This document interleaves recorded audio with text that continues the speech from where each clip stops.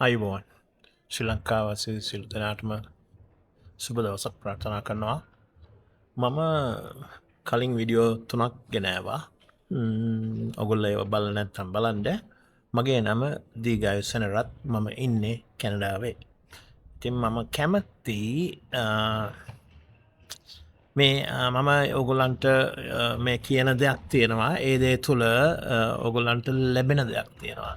ඒ ලැබෙන්නේ මේ අපි ජීවත් වෙන ස්වභාව දහමේ ඒ තියෙන ශක්තිය. අපි දැන් බැලුවොත් ඔගොල්ලෝ දැකලා තියෙනවද මේ කුරුල්ලෙක්ගේ හොට තියෙන මේ කෝණය ඇන්ගල් එක මෙහෙම තියෙන්නේ. දැකලා තියෙනවා අර ඩයිනෝසර් ජුරාසික් පාර්ක් බලලා දෙනවා. Jurassic Park. ඒ ජුරාසික් පාර්ක් වල තියෙන්නේ ඒ මේ දැන් අපි කෑම මේසෙක වාඩිලා කනකොට මෙන්න මෙහෙම ඔළුව පහත් කරලා තමයි කන්නේ. කාටවත් මේ ඔළුව උස්සලා කන්න බෑ, උගුරේ හිර වෙනවා. මොකක්ද කියලා ඔයගොල්ලෝ කල්පනා කරලා බැලුවද? ඒ මොකක්ද කියලා කල්පනා කරලා බැලුවද? මිනිස්සෙක් පෑනෙන් ලියනකොටත් මෙන්න මෙහෙම ලියන්නේ මේ ඇලේට මේ විදිහට. කාටවත් මෙහෙම කෙලින් ලියන්න බෑ. ඒ වගේම මෙහෙම ඇල කරලා වැඩියෙන්ම ඇල කරලා ලියන්නත් බෑ. මොකක්ද මේ රහස? මේ රහස තමයි මේ පෘථිවිය කැරකෙනවානේ. කැරකුණාට මෙහෙම කෙලින් කැරකෙන්නේ නැහැ. මෙන්න මේ විදිහට කැරකෙන්නේ. ඒ ඇන්ගල් එක තමයි මේක. මඤ්ඤොක ගහක් හිටෙව්වත් ඇදේට හිටෙව්වහම මුල දාන්නේ උඩට. ඉතින් ගහක අපි දැකලා තියෙනවා මේ අංකුරය, අග්‍රස්ත අංකුරය. ඒක හැම වෙලේම අලුත්. ගහ අවුරුදු 400ක් පරණුණත් ඒ අංකුරය හැම වෙලේම අලුත්. ඒක තමයි ඒක මේ ඒ න්‍යාය. අපේ මනුස්ස ජීවිතෙත් හැම වෙලේම අලුත් කොටසක් තියෙනවා. ඒ අලුත් කොටස කොහේද තියෙන්නේ කියලා හොයාගන්න එක තමයි මේ අපේ එකම අපි හැම වෙලේම අලුත් දෙයක් නේ හොයන්නේ. මේ ලෝකේ හැම වෙලේම අපි හොයන්නේ අලුත් දෙයක්. ඒකනේ හැමදාම ඉස්සරහට එහෙට පනිනවා මෙහෙට පනිනවා. නේ? රත්තරන් ගන්නවා, ගෙවල් ගන්නවා. අලුත් එකක් හොයන්නේ. ඒ වුණාට අන්තිමට හොයලා බලනකොට ඒ කිසි එකක් අලුත් නැහැ. හිත ඇතුලේ කිසි එකක් අලුත් නැහැ. එන්නේ ඒකයි මේ ප්‍රශ්නේ. බාහිර ලෝකේ අලුත් වෙන්න පුළුවන්. අර අලුත් කර පේන්ට් ගගා ගේ වුණත් තියාගන්න පුළුවන්. ඒ වුණාට හිත ඇතුලේ මේක පරණ වෙනවා. ඊට පස්සේ පේන්ට් ගන්න ඕන, මේක නත්තු කරන්න ඕන කියලා ලොකු ප්‍රශ්නයක්. ඒකෙන් ඔයගොල්ලත් එහෙට්ටුවටපත් වෙනවා. මේ අලුත් දේ තියෙන්නේ කොහේද? නඩත්තු නොකරම නිතනින්ම අලුත්ම තියෙන දේ කොතනද තියෙන්නේ? අන්න ඒක හොයාගන්න තමයි මම මේගොල්ලන්ට මේ කරන උදව්ව. ලෝකේ දැන් ගහක කොටස් දෙකක් තියෙන හැම වෙලෙම අලුත්. එකක් මේ අග්‍රස්ත අංකුරය, අනිත් එක මේ පොළොවට බහින මුල. ඒක හැම වෙලෙම අලුත්. ඒකෙත් අග්‍රස්ත අංකුරය වගේ. හැබැයි මේ දෙන්නගේ දෙකේ ප්‍රශ්න දෙකක් තියෙනවා. මේ විශේෂත්ව දෙකක් තියෙනවා. ප්‍රශ්න කියන්න බෑ. විශේෂත්ව දෙකක් තියෙනවා. පළවෙනි එක තමයි මේ අංකුරය හැම වෙලෙම දකින්නේ මල් සුවඳ, හුළඟ, කුරුල්ලෝ, ලස්සන දේවල්. අර පොළවේ හැමදාම බහින මුල දකින්නේ ගස්ගල්. හැමදාම පොළොව පසාරු කරගෙන යනවා. ඒගොල්ලන්ට දකින්නේ ගැඩබිලි පණුව. එහෙමයි. අන්න ඒ දෙකේ වෙනස තේරුණා. මේ මිනිස්සු ಜಾති දෙකක් ඉන්නවා. සමහරු කැමති පොළොව බදාගෙන පොළොව තුල ජීවත් වෙන්න. සමහරු කැමති උඩට මේක කඩාගෙන යන්න. ඉතින් ඔන්න ওই දෙකේ වෙනස තමයි මේ ජාති දෙක, මනුස්ස ජාති දෙක. සමහර මිනිස්සු මේ ලෝකෙට ඉපදෙන්නම මේ ඒ අලුත් දේ උඩට හොයාගෙන යන්න. සමහරු කැමති පොළොව බදන් ඉන්න. මං කිව්වා ඔයගොල්ලන්ට මේ පොළොවේ තමයි හැම ජීවි උපතක්ම සිදු වෙන්නේ. පොළොව සම්බන්ධ වෙලා තමයි සියලු දේ. මං කිව්වා කලින් එකක මේ කුරුල්ලෙක්වත් අහසේ බිත්තර දාලා බිත්තර රැකලා පැටව හදන කවුරුත් නැහැ. පොළොව සම්බන්ධ වෙලා තමයි මේ කතාව තියෙන්නේ. දැන් අපි මේ පොළොවේ මැනුම් තියෙනවානේ. මං කිව්වා මැට්‍රික් ගැන. මැට්‍රික්ස් නෙවෙයි මැට්‍රික් කියලා මෙට්‍රික් ක්‍රමය කියලා කියන්නේ කිලෝග්‍රෑම්ස් එහෙම. මම ඔයගොල්ලන්ගේ ප්‍රශ්නයක් අහන්නම්. මේ පොළොව කොච්චර බරද? මේ පොළොවේ මල් දවසට කීයක් පිපෙනවද? හොයන්න පුළුවන්. ගස් කීයක් පැලවෙනවද? මිනිස්සු කී දෙනෙක් ඉපදෙනවද? හොයන්න බෑ. අපි මේ මැට්‍රික් ක්‍රමය දාගෙන 1 2 3 කියලා ගණන් කරාට මේ කවදක්වත් ඒක හොයලා ඉවර කරන්න බෑ.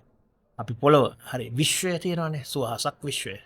ඒ විශ්වයේ මේ විශ්ව කොච්චර බරද ටොන් වලින් අපි මේ ගණන් හදාගෙන මේ රකින වට කරගෙන මේ රකින පොළොව පෘතුවි කබල මේ බර කියලා හරි මස්කිලෝ එකයි ප්‍රත්තරං ග්‍රෑම් පහයි හොම කියලා අපි අල්ලං ඉන්නව තියෙනවා නේද?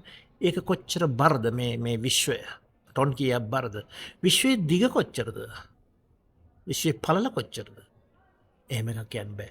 අනේ විශ්වයේ දහම තුල මේ පොළවේ තියෙන එක නැහැ. මේ බුද්ධාගමේ මම බුද්ධාගම ගැන පොඩ්ඩක් දන්න නිසා කියන්නේ බුද්ධාගමේ මේ 4 දෙනෙක් ආවලු ඒ 4 දෙනා ඇවිල්ලා මේ පොළොව ලස්සනයි කියලා මේක අල්ලගත්තලු. අල්ලගෙන මේක කන්න ගත්තාම හරි රසයි කාගෙන යනකොට ඒගොල්ලෝ දන්නේම නැතුව මේක ලස්සනයි කියලා උඩින් දැන් බලන්දී ලස්සනයි කියලා බලලා මේක අල්ලගත්තයින් පස්සේ තමයි මේකේ රඟේ ඒගොල්ලන්ට තේරෙන්නේ. ඒ කියන්නේ ඒගොල්ලෝ අල්ලගත්තා කියන්නේ මේ පෘථිවියේ මේ ප්ලැනට් එකේ තියෙන චුම්බක ක්ෂේත්‍රයට අපි අහු වුණා කියන එකයි. අහු වුණාන් පස්සේ ගැලවෙන්න ලේසි නෑ. අපි හිතමු පුද්ගලයෙක් ඇබ්බැහි වුණා කියලා. දැන් ලංකාවේ ඉන්නවා ගොඩක් ඇබ්බැහි වෙච්ච ඉන්නවා අපි සිගරට් බොන කෙනෙක් කියලා. එයා ජීවිත කාලයක් සිගරට් බොන. එයාට මට කියන්න උත්තරයක් හරි ලේසි ඕන මේ සිගරට් බොන එකක්. ඒ ඇබ්බැහි වීමකට ඇබ්බැහි වෙන හරිම ලේසි. නමුත් ඔයා ගැලවෙන්න ගියාම කොච්චර අමාරුද? ඒක තමයි මේ ලෝකේ කතාව. මේකෙන් ගැලවෙන්න ගියාම ලේසියෙන් ගැලවෙන්න දෙන්නේ නැහැ. ඒක තමයි සමහරු කියන එකට මාරයා කියලා. ඒ අපි සිංහලෙන්ද අපිට කතා කරන්න පුළුවන් මාරෙක් කියලා. එහෙම දෙයක්. මාරයා කියන්නේ මිනිස්යාගේ සිතසුල ඉන්න කෙනෙක්ද? බාහිර ඉන්න පුද්ගලයෙක්ද? එයා බාහිරින් ඉන්න පුළුවන්. ඊට පස්සේ එයා සිත ඇතුළට ගන්නවා. සිත ඇතුළේ වා මාරයා හැම වෙලෙම ප්‍රාර්ජනය කරන්නේ. දැන් අපි ඒක ආගමානුරූපව කතා කරොත් සිත ඇතුළේ තමයි ඒ මාරයා ඔයා පරාජය කරන්න ඕන. එතකොට බාහිරේ පරාජය කරා බවට පත් වෙනවා. ඉතින් අපි හිතමු දැන් ඒ ඇබ්බැහි වුණ කෙනාට ගැලවෙනවා නම් එයාට මේ පෘථිවියේ තියෙන චුම්බක ක්ෂේත්‍ර මේ ගුරුත්ව බලයට විරුද්ධව සටන් කරන්න වෙනවා. එයාට ඒක ගැලවෙන්න ඕන. කවුරු හරි කෙනෙක් එහෙම සිගරට් බීලා නැවතුවා නම් එයා දැනුවත්ව හෝ නොදැනුවත්ව ඒ ගුරුත්ව බලය එයා මේ සටන් කරලා පරාජය කරලා තියෙනවා. ඒ කට්ටියට මේ වචන අහන්න සුදුසුකමක් තියෙනවා. ඒකයි මම මේක කියන්නේ. ඉතින් මේ අපි ඊළඟ එක කතා කරමු මොහොත ගැන. මොහොත.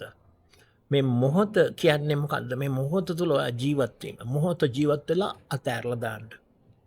ඒකේ මතකයක් තියාගන්න එපා. ඒක තමයි වැදගත්ම දේ. අපි හිතමු දැන් ඔයාගේ තාත්තා එක්ක හරි අම්මා එක්ක හරි පොඩි කාලේ ඔයා ගඟක් අයිනට ගිහිල්ලා බංකුවක් ළඟ හරි ගලක් උඩ හරි වාඩිලා හොඳ ලස්සන මොහොතක් ඔයා ගත කරා. ඒක හරිම ලස්සනයි. ඒ මොහොත ඔයා ගත කළා. එයාට අදටත් ඔයාට තාම මතකයි ඒ මොහොත. ඒ වෙච්ච දේ. නමුත් මං අහන්නේ ඔයාට ඒ මොහොතට මේ ඇවිදගෙන යන්න පුළුවන්ද? ඇවිදගෙන යන්න පුළුවන්. ඒ තාත්තා දැන් ඒ වයසේ නැහැ. ඔයා ඒ වයසේ නැහැ. ඒ මොහොත එදා වුණා. ඒ වෙලෙම අත්හැරලා දාන්න. ඔයා නිතනින්ම ඔයා පැඩ ගැහිලා තියෙනවා නම් ඒ මොහොත නිකම්ම අමතක වෙලා යන ස්වභාවයකට ඔයා පත් වෙලා තියෙනවා නම් ඔයා ගොඩක් වෙලාට නිදහස්. ඒ මොහොත ඔයාගේ හිත තුළ ඉන්දි කටුවක් ගැහුවා වගේ මතක තියෙනවා නම් ඒ මොහොත සේවනය කරනවා නම් අද මේ ඉන්න මොහොතෙත් ඔයා ඒ මොහොතේ ජීවත් වෙන්න හදනවා නම් මේ දැන් ඉන්න මොහොතේ ජීවත් නොවි ඔයා පරාජිතෙක්. ඒක තමයි මේකේ කතාව. ඉතින් මම මේ පුද්ගල මේ පොදු ස්ථානයක අද මේ රෙකෝඩින් එක කරන්නේ පොඩි සද්ද බද්ද ටිකක් තියෙනවා. ඔයගොල්ලෝ ඒක එච්චර ගණන් ගන්න එපා. මේ මිනිස්සු මේ කතාව කරනකොට ඒගොල්ලොත් කැමති ඇවිල්ලා කචපච ගන්න. එහෙම ප්‍රශ්න තියෙනවා. ලෙඩ්ඩු තමයි. ඉතින් මොහොත ගැන කතාව. කෙනෙකුට පුළුවන් මොහොත තුල තමයි විකසිත වෙන්න. අපි හිතන් ඉන්නවා මේ අනාගතයේ මොහොතක මේ සිස්ටම් එක හදලා තින්නේ එහෙමයි. අනාගතයේ මොහොතක කවදා හරි සක්සස්ෆුල් වෙන්න. ඔයාට කවදාවත් අනාගත මොහොතක සක්සස්ෆුල් වෙන්න බෑ. සාර්ථක වෙන්න බෑ. මේ දැන් මොහොතේ ඔයා සාර්ථක නැත්තම්. මේ මොහොත සාර්ථක කරගන්න එක තමයි අපේ මූලික අභිලාෂය මේ වීඩියෝ එකේ. මේ මොහොතේ ඔයා සාර්ථක වුණොත් ඔයාගේ සියලු දේ සාර්ථකයි. මේ සල්ලි කියන්නේ හැම කට්ටියම හිතන්නේ සල්ලිනේ. සල්ලි තමයි ලෝකෙ ලොකුම දේ කියලා. ඇත්තටම ඔයා සල්ලි හොයන්න ඕන. සල්ලි හොයලා ඉවරුණාන් පස්සේ තමයි ආට තේරෙන්නේ සල්ලි වලට ගන්න බැරි දේවල් තියෙනව නේද මේ ලෝකේ කියලා. හැම මනුස්සයෙක් හිතන්නේ මේ ඒක රජයක් ලෝකෙ තියෙන රජයල් වලින් සල්ලි අච්චු ගහනවා. ඒ සල්ලි අච්චු ගහලා ඔයගොල්ලෝ පාලනය කරනවා. සල්ලි නැතුව මට කිසි දෙයක් නැහැ. ගයක් දොරක් නැහැ. ඕන මනුස්සයෙකුට ජීවත් වෙනවා නම් ගයක් මැටියෙන් හරි හදාගෙන නිදහසේ ජීවත් වෙනවා. නිදහස එකක්. ඔයගොල්ලෝ මේ ඩේටා ලෝකේ සල්ලි කියන්නේ එක්තරා ඩේටා එකක් නේ. ඔයාට අපි හිතමු ඔයාට තියෙනවා මිලියන 10ක්. මිලියන 10ක් තුනට නමුත් මේ මිලියන 10න් ඔයා කාලා බීලා ජීවත් වෙනොත් ඔයාගේ අතේ මිලියන 10 නැහැ. මිලියන 10 බැංකුවේ තියෙනවා. ඔව්. තිබුණා කියලා ඔයාට ඒකෙන් මොනවද හම්බෙන්නේ? කන්න බොන්න කෑවොත් ඒක ඉවර වෙනවා. ඒ දෙක දෙපැත්තක තියෙන්නේ. ඔයා මිලියනපතියෙක් කියලා බඩගින්දරේ ඉඳලා වැඩක් නැහැ. කාලා බීලා ජීවත් වෙනකොට ඊට වඩා මිලියනපතියෙක් ඔයා. සමහර කට්ටිය සල්ලි හම්බ කරනවා, ඉතුරු කරනවා ඉවරයක් නැහැ. වෙලාවට බිත්තරයක්වත් කරවල කෑල්ලක්වත් කන්න නැතුව ඉතුරු කළා. මේ එහෙම කට්ටිය ලංකාවේ ඕන තරම් ඉන්නවා. එහෙම මේ මෝඩයි. අන්තිමට මේ මිනිස්සයා නිකම්ම මියැදිලා යනවා. අර සල්ලි ටික වෙන කවුරු හරි පාවිච්චි කරනවා. ඒකින්ද හොඳට කාලා බීලා ජීවත් වෙන්න. මේ නිදහස් වීම කියන්නේ සල්ලි නෙමෙයි. සල්ලි කියන්නේ එක්තරා ආකාරයකට ඔයව බන්දලා තියෙන සාධකයක් විතරයි. නිදහස් වීම ඇත්තටම මේ හරියටම හිතින් කල්පනා කරොත් අපි හැම මිනිස්සෙක්ම නිින්දට යනකොට අපි මේ සිස්ටම් එකේ නිදහස් වෙනවා. ඒ නිදහස් වීම ඔයාගේ ජීවිතයට බාර ගන්න කැමැත්ත නැති එක තමයි ඔයගලන්ට වෙලා තියෙන ප්‍රශ්නේ. හරිම ලේසියි. තමන්ගේ නිින්ද තුල තමන්ගේ නිදහස තියෙනවා. මම මේ කියන දේ තුල නෙමෙයි තියෙන්නේ. මේක අහලා ඔයා යම් දෙයකට වත් තේරුම් එතනයි මේකෙ වෙන්න ඕන. ඒකයි මේකේ අවසාන ප්‍රතිඵලය. ඉතින් රජයවල් සල්ලි මේව කළා මිනිස්සු කන්ට්‍රෝල් කරන්න හදනවා. දැන් රජයක ලොක්කෙක් ඉන්නා තමයි ලොක්කායාට පොලිසිය තියෙනවා. මේගොල්ලෝ ඔයා කන්ට්‍රෝල් කරනවා.